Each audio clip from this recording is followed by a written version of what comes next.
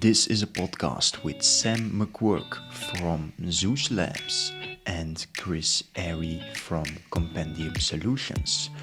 Welcome to our show, Leaders with Suspicions. I hope you enjoy. Right, great to meet you, Sam. Where are we Nice to meet connecting with you from today? Currently in our office in London, which is just near Piccadilly Circus. Okay, and good day so far? Yeah, good. It's we've got some very interesting pilots in action at the moment on our AI side, which are making for on the tech side lots of interesting challenges to overcome, but delighting customers, which is all part of the course. So why don't we start there? Why don't you tell me what your business is and what role you do and how you ended up in the role? Yeah, no, absolutely. Thanks. So my name's Sam. I'm the Chief Commercial Officer at Zeus Labs. Zeus Labs is 5.5 years old now, and fundamentally we're a logistics AI software organization. When we started in 2020, we were very focused on the automation space. So we would take large logistics contracts from big organizations, kind of the Fortune 500, FTSE 100 organizations of this world.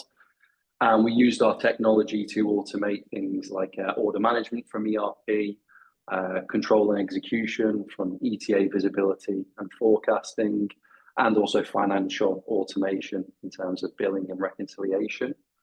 And over the first 2 or 3 years of Zeus, this is heavily where we focused on as a logistics automation software.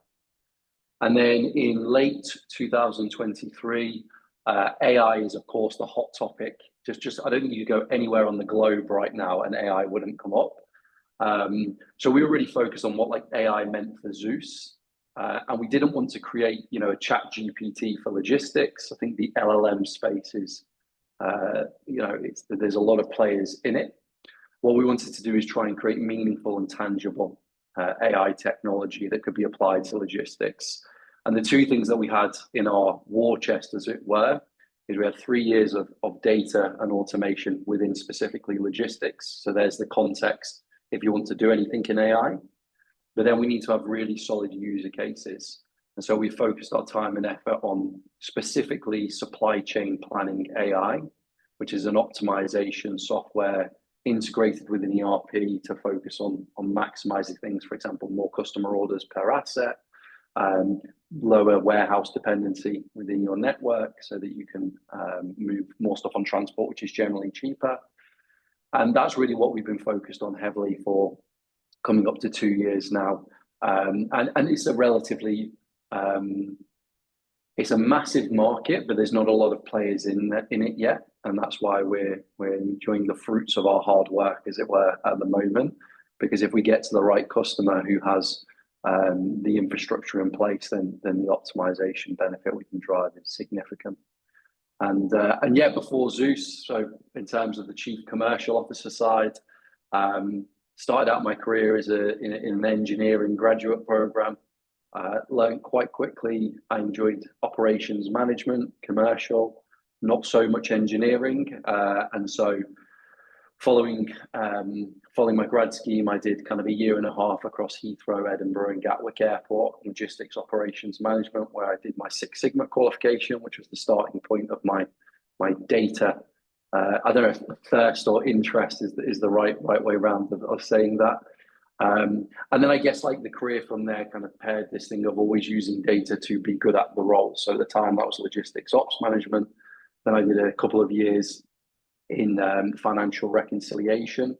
And then my first big step into tech was in Just Eat, where I was part of the global operations function. So there was 2 primary things that I did in my time there. One was a kind of mass centralization program. So across all of their countries across the globe, creating kind of outsourced processes to make them more streamlined and effective and then drive higher quality in the local teams.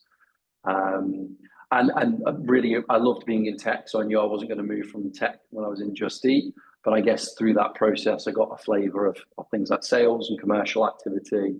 And I kind of made a relationship in Just Eat with a guy called Inigo, who was the CEO and founder of the Red Fridge originally, which was acquired by Just Eat. And then he went on to found OnTruck, which was a digital freight marketplace platform. And he brought me across as the GM of the UK business. Was that the first taste I got of P and L in terms of ownership and responsibility. And I'd say in OnTruck, if you split OnTruck and Zeus, OnTruck was more of a kind of turnaround project. Sometimes it's really hard to build a tech business, particularly in the GMV marketplace space. It can be really hard to build a business where you're controlling, let's say, investment, but in reality it's burn. Controlling that with a gut feel of where is the best place to do that. Is it the really large organizations for those halo brands, or is it kind of sacrificial, lower hanging fruit in terms of smaller brands so you can test tech, test the economic frameworks you have in the technology itself before scaling it up? And so, did some time there leading that UK business before joining the two founders of Zeus, who's Jay and Clem, where basically it was there was a tech team in place, but there was no P&L, and so it was an exciting opportunity to build something from scratch, in all honesty, and that's what we've been doing for 5 years, and it's been a real success story in our time that we've had on a whole variety of fronts, and I've really enjoyed, the AI piece is high IQ, high adaptability, particularly in a commercial sense, because it's so new. Nearly everything you do, you need to really consider what is commercial exposure, how do you keep it attractive for a customer, but not pass that exposure through to you as a business. And so these are all the challenges and exciting opportunities we've been going through as of recent times. Wow, right, quite a lot packed in there, Sam. Okay, so let me break that up a little bit. So sometime earlier in your journey, you learned enough about yourself to realize that you were a salesy type. Yeah. So when was that, and how did that happen? Yeah, so I think to be good at sales from my perspective is more, how quickly can you identify tangible benefit to the person in front of you and articulate that to them clearly and succinctly. So, for me, if I think back in my career, when I was in operations, often all I was doing was selling the tangible benefit internally, i.e. we want to take on a system, we want to make a change. People will make those decisions using the tangible benefit, ideally data supported, and that'll be their driving principle behind the decision. It will help a lot if they kind of like you and they believe in you, but fundamentally, I think this is what it will come down to. So then in my time at Just Eat, when I made that conscious decision to go after sales and to actively step into to this world, for me, it was always, and still to this day, it's always remained, how quickly can you get into that space with someone you don't know, where they're sharing honest views of their business, particularly areas where it might not be performing as well as they hope, and map out what that tangible benefit would be with the products that you have. But it will always link to tangible benefit, particularly if you're selling software, B2B SaaS products, because simply on the P&L, it's an investment up front. And so you have to get them really, really bought in, almost ambassadors of the net gain that what you're going to do will achieve. And I think right my way through my career, I've learned in every job I've had, right? So when I was in a Legis group, I think recruitment, there's no better people on the phones, quickly striking up conversations. They can speak to anyone. And I think that's a real skill. In Just Eat, it was obviously, it was B2B, but it wasn't license fees. It was commission GMV models. So actually, there's no barrier to someone joining. It's really about market presence, branding, and density in clear areas. And then you flip that to OnTruck and Zeus. This is, more B2B. There has to be skin in the game up front for customers. And that only comes from articulating that tangible benefit. Yeah. So there's a few things I'd like to explore there, but one of the key things you've done with Zeus is a challenge that most startups and scale-ups will have out there, which is, how do you get those meaningful first clients? Yeah. And particularly in your space, you need their data to do the AI. So without giving away all your trade secrets, how did you go about getting those first meaningful clients and creating the proofs of value that then allow you to go to other clients?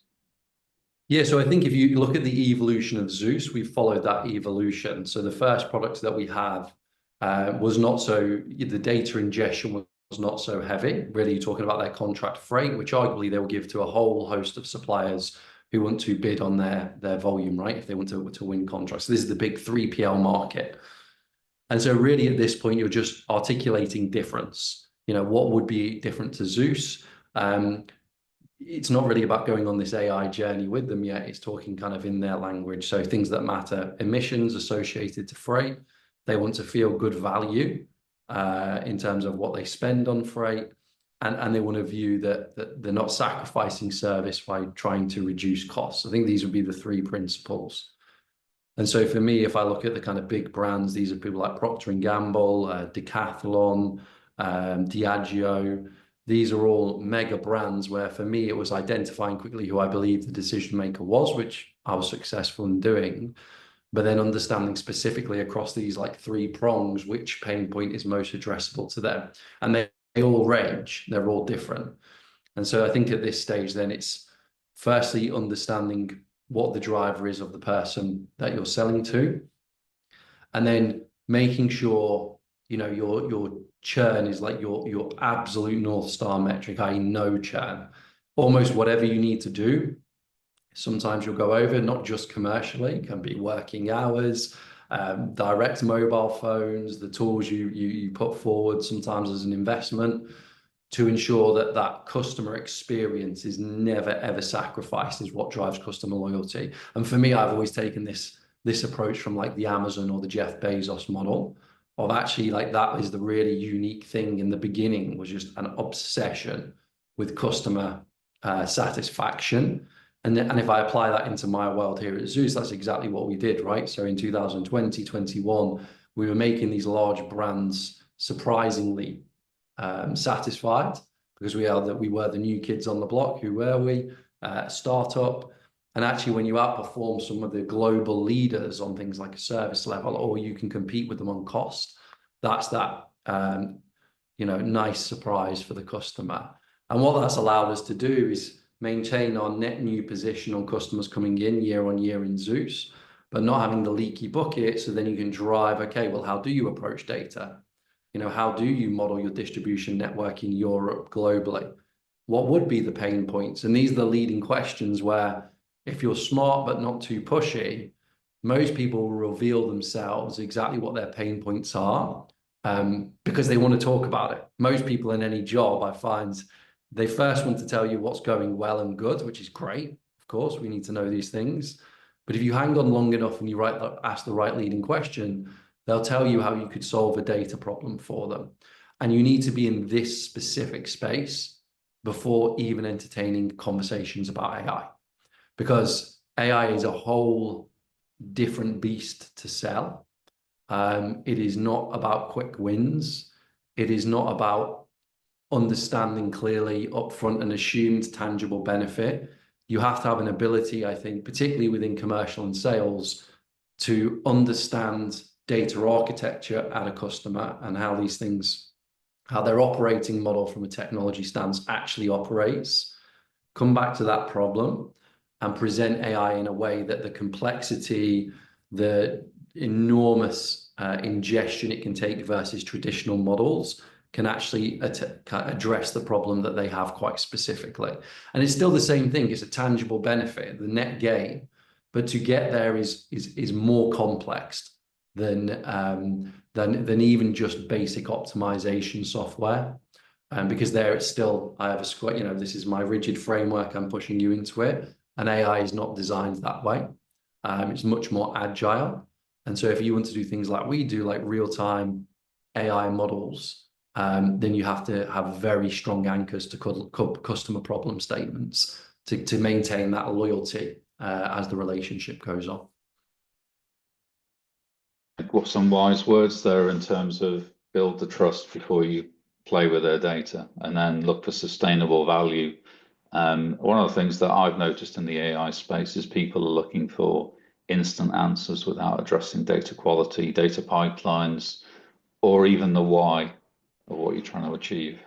Absolutely, yeah. And I think like on that point, the problem, or my personal view, I think one of the biggest challenges we face in AI is the skyrocketing of LLMs have given people a heavy misconception of AI. So anyone in the world could become an LLM AI provider tomorrow. If you have like a good RAG model, you can easily tailor it down to your tone of voice, your brand as a business, and suddenly it will be, you know, AI for whatever the company. But rightly, as you said, you know, that is just one segment of AI and one application of AI, which we personally are nothing to do with. And, you know, I think that moving into the next evolution of AI, whether it's kind of agentification, it's heavy real-time optimization, like we focus on, there's definitely learning curves also to apply across people buying in that landscape. So you've kind of touched on some KPIs that you measure. Could you just take me through how you know you and your team are doing a good job? Yeah. So typically what we'll do is we will run a simulation. So the way that we will evident tangible benefit to a customer, we will say, okay, likelihood is you already have an ERP. This is 99% of scenarios. In your ERP, you'll have all your core business data. The ones we always care about will be customer order data, which is your order wallet in ERP, and you'll have backlog, present, and future orders. So we need that. And then we also need to have an understanding in your data of how you married freight execution to that. Typically, again, for customers, they'll have contracts.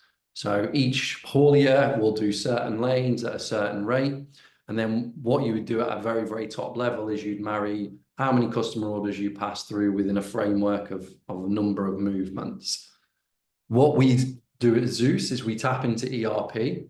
We say in the past 6 months, 12 months, this is how your distribution network ran. Well, 2 steps. Firstly, like you said earlier, it depends on the data quality.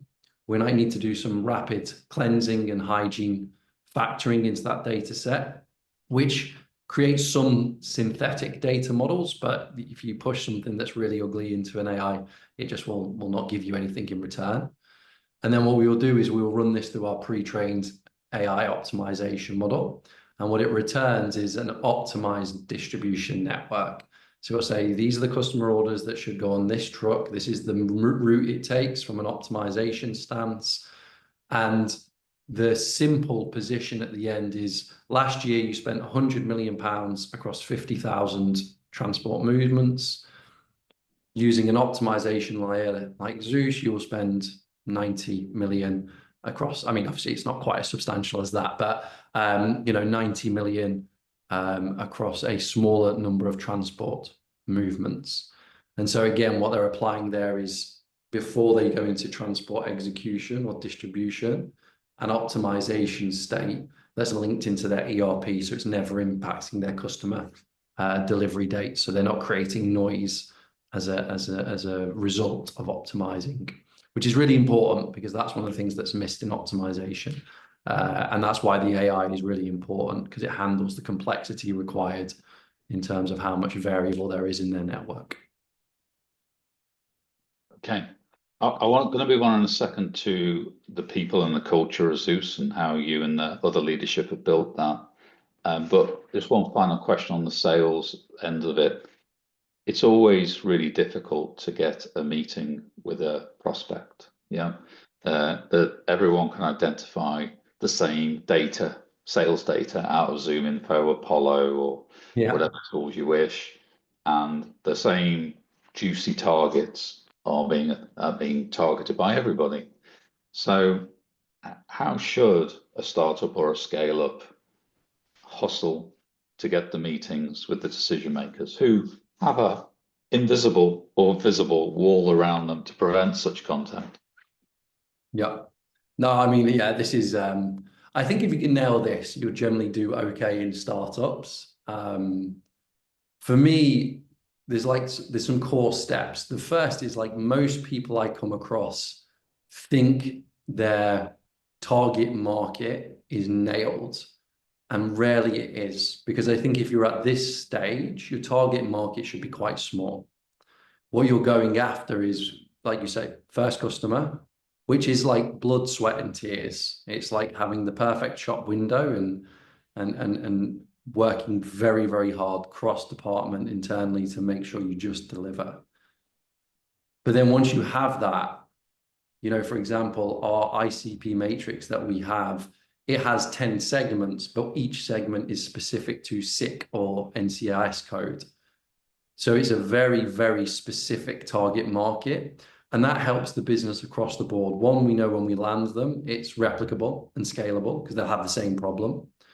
Two, when we first meet them, we can tell them what their problems are with confidence, not at a superficial level. Do you want to optimize?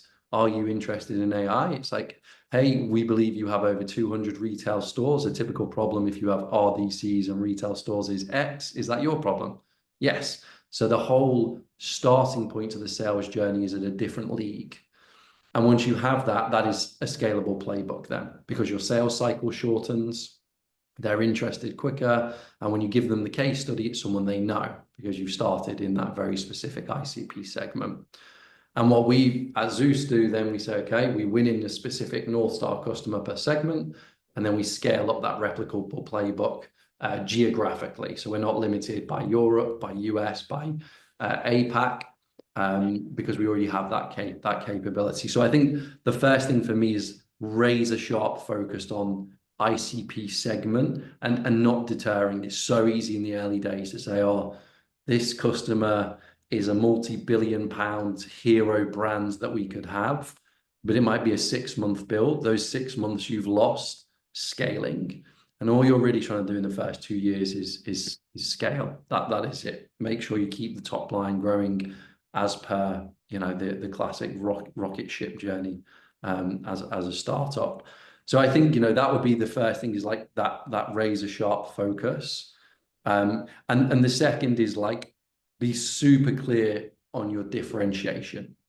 If you're in the software space, everyone will say similar buzzwords, I believe. You know, particularly if you're talking about optimization, AI planning, distribution, these are all high intent topics on things like Zoom Info, Apollo that you just said.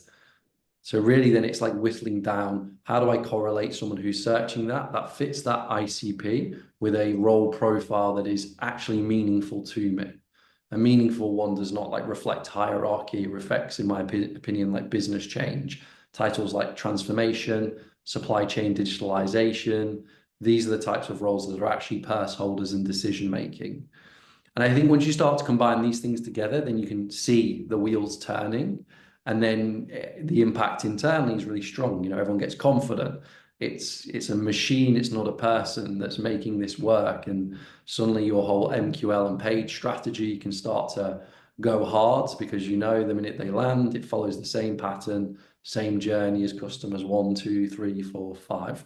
So, you know, but that took me a lot of time, a lot of mistakes to figure out that perfect fit, because it is not easy. It is not easy. And again, if it's B2B software, it's probably even harder than in some B2C spaces, because generally intent topic and data that's available is much more prescriptive as a consumer than it would be necessarily for a B2B buyer.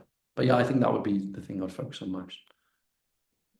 You talk very eloquently there about one side of it, which is the sales machine, the KPIs, the tools and sales enablement.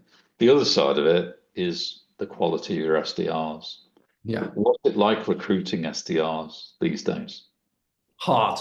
Yeah, I mean, we're doing it right now. I think you have to have a view up front of like, what is the SDR coming in specifically to do? So what segment? What's the type of customer? What's their background? Sometimes you want someone with some experience, sometimes you want someone with no experience.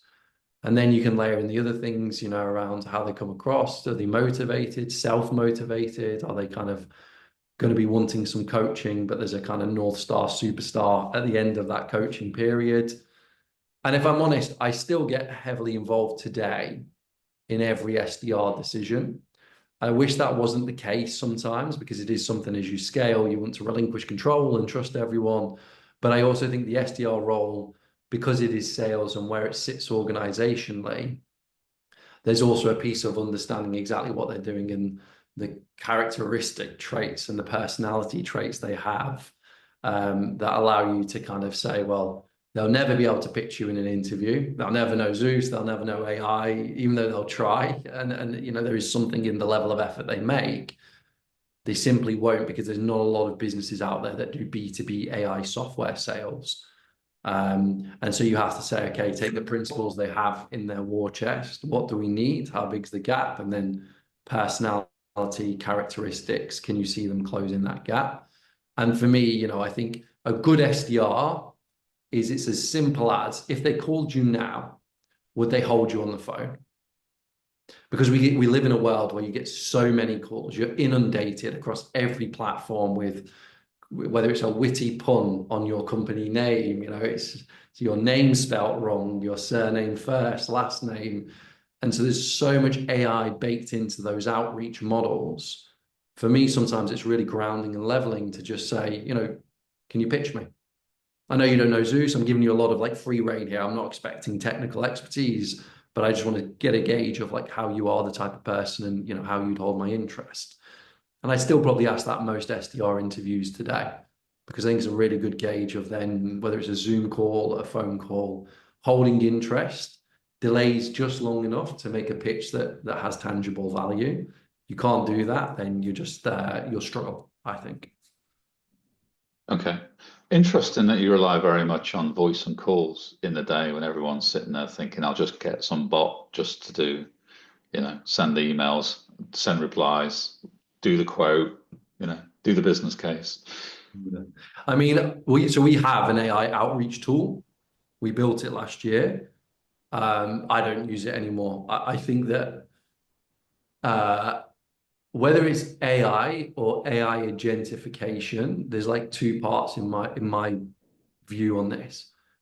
Core AI will not do outreach super effectively. It's just not there yet in terms of how it pieces together the secret parts of sales that make a kind of magical outreach email. I think AI agentification, voice activity, having someone who can make calls will catch up quicker than the ability to do core outreach effectively will. But I've seen, you know, the 4 or 5 market leaders in the past 3 months, and I'm not bought in that at the moment they could do what a high performing SDR could do for my net new position and my top of funnel performance. Could change in the future, and I'm very open and I stay on top of that topic. But as you know, I probably put last year 19,000 prospects through an AI automation, and I could count on one hand the number of authentic good customer proposals that came my way from that, and that's half of what an SDR will produce in 1 month. So there's a kind of difference in ratios of conversion, which is why for me it's just not quite there yet. And I think interesting for me in your answer, you just brought it back to knowing your KPIs, knowing your numbers, and using that as a rational basis for decisions. So thank you for that. So moving back to sort of Zeus and its growth strategy then, what are the challenges for your marketplace and the logistics industry? There's lots of macroeconomic, I'll call it that politely, there's lots of chaos in the world right now. And then there's lots of you know, tech innovation going on. So what are the challenges for Zeus? How do you see the world at the moment? Honestly, like our challenge right now is becoming known. You know we have a close relationship with NVIDIA, so we know the quality of our product is very, very high. We know the tangible benefit for customers is now proven. So the first customer to adopt our AI, Apollo Tyres, I think they'll save 9.2 million euros in 1 financial year using our technology. That's across all the optimization scenarios I gave you earlier. But then, you know, in all honesty, I think as a leadership team, when we look, it's okay, either a competitor in the TMS space or the WMS space that is enormous, say an SAP or an Oracle, just decide to go all in on what we are focused on optimizing, then really it's a race on how big our moat is. and they have much deeper pockets than anyone in the world, right? So moats, if you did a correlation, it's just, you know, the size of the moat equals kind of cash in pocket. So that is something that we monitor, but we're not worried about. And the other is that we've only seen kind of one other brand that is somewhat in our space. You know, and they got 100 million pre-seed funding late 2024 with one of the biggest names in supply chain as the founder. So again, for us, we don't look at that. We look at that amazing, right? Because sometimes I think if you keep going with something super innovative and no one's joining, it's like, oh, I'm kind of the only guy in the room. That for us was a massive great. We've got the moat, we're ahead of the curve, but speed is of essence. We care about every customer, getting our brand out there, being recognized in this AI supply chain planning space. Whether you argue it's a new category or kind of, you know, category expansion, we don't lose too much time and energy to that. You know, we hope that exactly what our proposition is works, lands well with the customer. And so for us, the funding that we do at the moment is to raise brand awareness, raise the customer acquisition rate quicker, to solidify our place in the market as quickly as possible. You know, I think we've gone through that MVP process, first customer North Star case study processes. Now for us, the race is on to really become like an actual winning AI brand coming from the UK. You know, I think that's important, like building something really amazing that can take on other AI brands from other continents and win as part of the UK, I think is also important from a broader sense. But that's obviously also my personal opinion. The growth thing is quite interesting from a sort of chief product officer versus solution selling point of view. Yeah. So you've just talked about how you're very focused on effectively your product, your use cases, and that drives your targeting. Yeah. So that's seen, you know, that's well used wisdom about knowing your niche and knowing your ICP. Yeah. So is that going to be sustainable as you grow? You know, to do that big growth you want to do and deepen and widen your moat, are you going to have to change who you are a little bit? Yeah, I think it's a good question. In all honesty, you know, I think our ICP market now is big enough to build a very, very well established and good moat. I think every business, every big business, it depends what stage we're talking. You know, as you get really big, it's like, I know I can't remember, for instance, Amazon sold books. Now AWS was the child of an internal kind of engineer, right? I think you should always be open to what good looks like and where you can take what you have and build something that drives value. But I would say for like the midterm, there's enough of our market's big enough, our proposition's clear enough, and our benefits big enough to win. And winning for us is you know, becoming the global go-to brand if you want to plan your supply chain more effectively. And so you know, I think we're good for now. But yeah, I also think in the future, every business has to adapt to circumstance at different stages of that growth journey. And for us, this is where you'll pivot from broadening the scope of your AI in an organization to drive up average contract value to actually going after different segments, which are different use cases. And it's back to that North Star creation and scalable playbook again. But we don't see doing that in the midterm. Okay. So let's go back to you now. Sort of, we're coming to the end of our time. So what advice would you give to other younger little sales leaders earlier on in their career, you know, from you? Yeah. I think that, so yeah, it's a good question. You don't always take too much time out of your day to consider that. You know, for me, there is no substitute for hard work. I think that's something that probably gets a little bit lost in this day and age. You know, I'm aware I am a younger leader myself, but you know, hard work is like an irreplaceable feat. You know, it's something. When Zeus first started, I did the 18-hour days, 5 a.m. starts, all aspects, customer side, haulier side, tech, working with tech on what we need to do. I did that when I had, a 1-year-old daughter at home, so you didn't get an awful lot of sleep through the night as well. And undoubtedly, my entire career, the harder you work, the luckier you get, and I believe that still to this day, just as much as I always have done. And I think the other thing is important is just be authentic. Sometimes people love to always have the answer. No one knows the answer every time, all the time.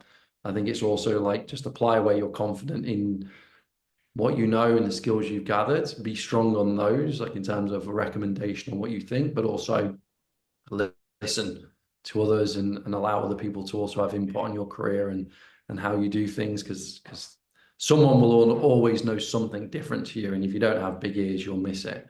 And the final one, like, so this is on a more practical level. So like for example, my daughter, who I just mentioned, is now 6. So she started computer science at school, and they're doing what I did when I was younger around, Excel management, database creation. And I think invest hard now in AI.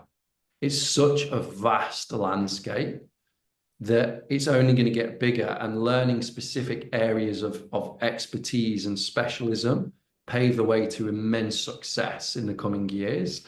Translate that to my daughter, I just explained to her what ChatGPT is, how you use it, how you do voice-based ChatGPT to simplify, what a prompt is. And of course, I'm not, sat there in the laptop with her. I make it fun. But I think people being familiar with what this is and how it works and how it interacts with you on a day-to-day.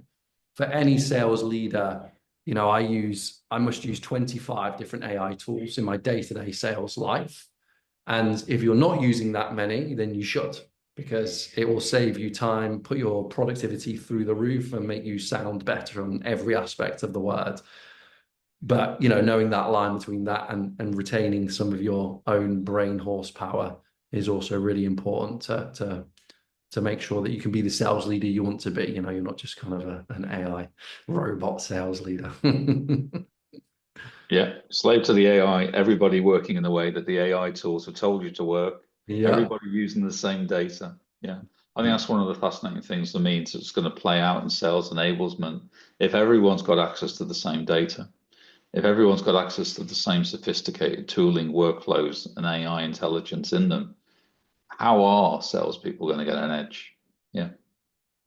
No, that's a great question. I think the truth is that when I see it, so I also think there's a lot of AI thrown around that's not really AI. So if we take, like, I won't reference any brands here, but if you say, okay, it's like a co-pilot or an AI intent tool, there's no AI in it.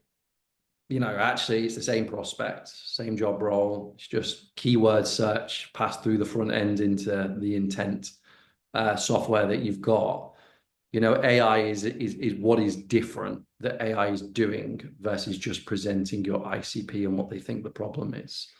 And that's the secret sauce I focus on in Zeus, taking that and applying AI so you can quickly get to a tangible benefit of your product using that data that's available to everyone.